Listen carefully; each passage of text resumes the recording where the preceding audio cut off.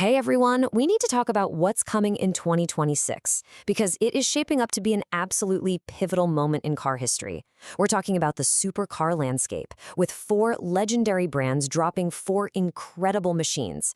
And what's really interesting is they all have completely different ideas about what the future of performance even looks like. And that really begs the question, right? With all this insane new tech and these clashing philosophies all hitting the road at the exact same time, could 2026 actually be the most explosive year in supercar history? I mean, ever? Well, let's dive in and find out. What we're seeing here isn't just another model year. No, this is the dawn of a whole new generation. We're calling it the Apex era. It's this incredible moment where the absolute peak of the internal combustion engine is clashing head-on with the rise of electrification. It's a real battle of ideas. So let's break down who's bringing what to the fight. All right, let's kick things off with the prancing horse, Ferrari. They're getting ready to launch a new flagship, and from everything we're hearing, it's a massive, massive step forward, even by their standards. And trust me, this car isn't just about being fast, it's about making a huge statement. So here's the deal with this car. It's a direct evolution of the SF90 hybrid, which, let's be honest, is already a mind-bendingly capable machine. But Ferrari is taking that platform and just pushing it to a whole other level. Insiders are already calling it the most technically advanced road car they have ever built. And all that crazy engineering? Well, it translates into some absolutely staggering numbers. We are talking about a combined output from its hybrid powertrain that's expected to land somewhere around, get this, 1,100 horsepower. Just wow. Let that number sink in for a second. But look, the story here isn't just about raw power. Not at all. It's about how all the pieces fit together. You've got these incredibly sharp, active aerodynamics that are constantly manipulating the air as you drive. Then there's the cockpit. It feels like it was ripped straight out of a Le Mans racer. And the design itself? It's just so aggressive, so forward-looking. And this quote right here, it perfectly sums up Ferrari's whole philosophy. I mean, think about it. In a world that's pushing everyone to go all electric, Ferrari is saying, no, wait a minute. They see electric motors not as a replacement for the soul of the car, but as a tool to make it even better.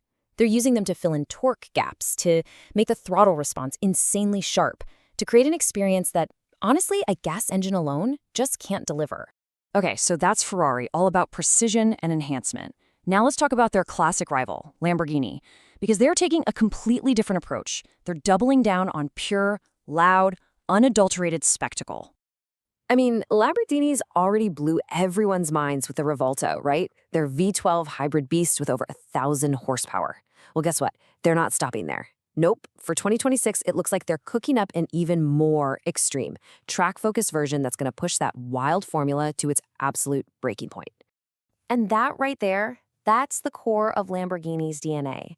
It has always been about raw, unfiltered emotion.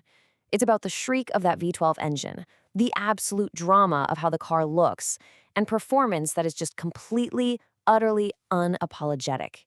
What they're doing is proving that, yes, a hybrid can still absolutely scream. So this really sets up the great debate, doesn't it? And it's more fascinating now than ever before. Is the future of the supercar found in Ferrari's almost surgically precise, high-tech enhancement, or is it in Lamborghini's celebration of just extreme raw emotion? In 2026, we're going to see these two completely different ideas go head-to-head on the street. But hold on, because there's a third major player here, and they have a radically different approach. Let's talk about McLaren, the British brand that has always been about one thing above all else, the pure connection between the driver and the machine. Their next big thing is codenamed the W1. And get this, it's being set up as the true spiritual successor to the legendary P1 hypercar. Now, if you follow McLaren at all, you know exactly how big of a deal that is. The expectations for this car are just astronomical. So how is McLaren planning to meet those crazy high expectations? Well, they're basically doing the exact opposite of everyone else. As supercars are getting heavier and more loaded with tech, McLaren is obsessed with going in the other direction. They're engineering the A1 to be lighter, more responsive, and free of all the digital gimmicks, really tapping into that desire for a more pure, almost analog experience. Because for them, this is the ultimate goal. It's not about winning the horsepower war or having the best spec sheet.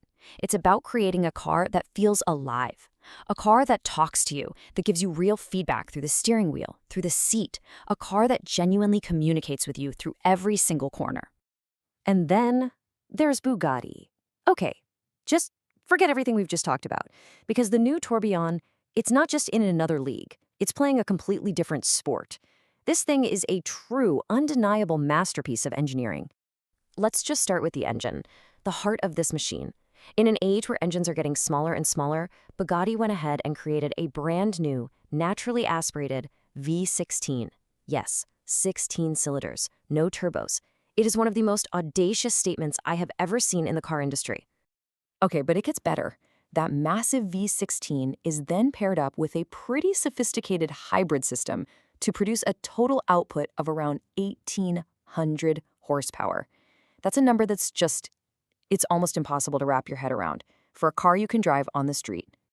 And then, of course, there's the final piece of this insane puzzle, the price tag. The Bugatti Tourbillon will have a starting price of around $5 million. At that point, you're not just buying a supercar, you're commissioning a piece of rolling mechanical art. So what does a V16 engine even mean in 2026? Well, it's a statement. It's a loud, profound, and incredibly confident belief in the soul of the internal combustion engine. It's Bugatti planting a flag and declaring that even in an electric age, the absolute pinnacle of mechanical engineering is something to be celebrated. It is the ultimate luxury. So, okay, we've looked at these 4 absolutely incredible cars. What does it all mean? What's the big picture here? Well, it shows us that the entire supercar industry is standing at a major crossroads. You have some of the most brilliant minds in the world, and they are all betting on completely different futures. And this really boils it all down, doesn't it? You've got Ferrari using hybrid tech to enhance the driving experience. Then you have Lamborghini chasing that raw emotion and pure spectacle. McLaren is over here pursuing that pure, lightweight connection to the road. And finally, Bugatti, who is simply championing the soul of the machine itself. 4 brands, 4 totally distinct philosophies. And so that leaves us with one last huge, fascinating question to think about. Which one of these paths is going to define the future of driving? Is it going to be the perfectly integrated hybrid? The raw, emotional scream of a combustion engine? The pure, lightweight connection with the road? Or is it creating timeless mechanical works of art? The debate officially kicks off in 2026, and honestly, the answer is going to shape the future for all of us who love to drive.